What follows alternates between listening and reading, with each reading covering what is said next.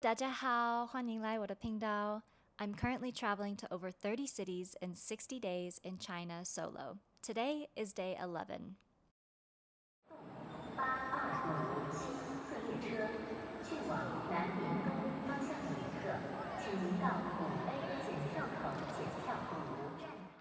Today, we're taking the high-speed train from Liuzhou, which goes all the way to Dali. But first, I'm going to stop in Kunming for 2 nights.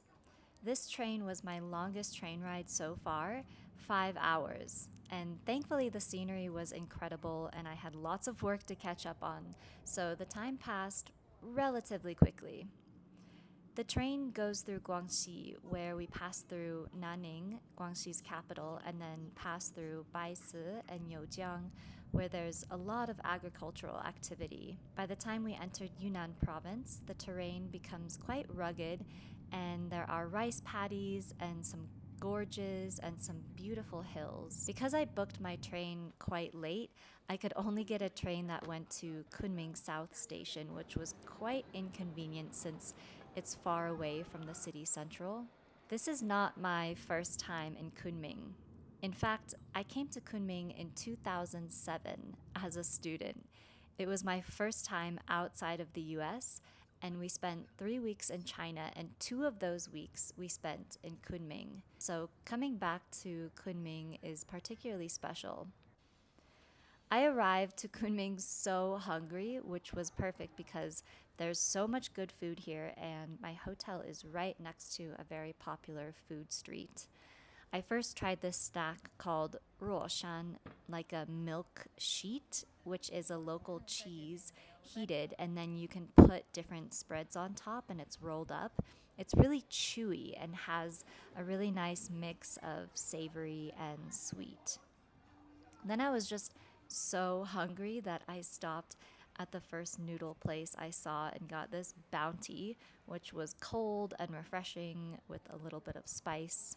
And I was ready to hit the snacks again. I got this little treat. She adds like a taro mix and cream to this dough and then melds it together, which was especially tasty. As I was walking through this popular downtown area, I came across a manga event.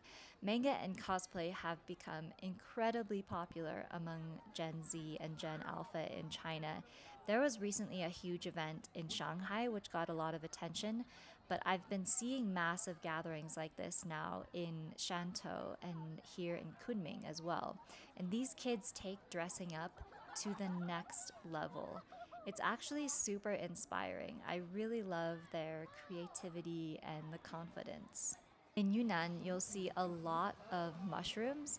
Yunnan has around 8 to 900 species of edible wild mushrooms, and there's a lot of nutritional and medicinal properties of mushrooms, so Yunnan is a really big exporter of mushrooms for China. And you can also find insect-inspired snacks here. These are bamboo worms, zhuchong. Please correct me if I got that wrong. They are deep fried until crispy, like sprinkled with some chili powder or salt, very high in protein, healthy fats, and low in carbs, so a really efficient source of nutrition. Spicy. Also had to try this rose flower pastry, which is quite famous here in Yunnan, as it's a major producer of edible roses. And this pastry is a really popular gift.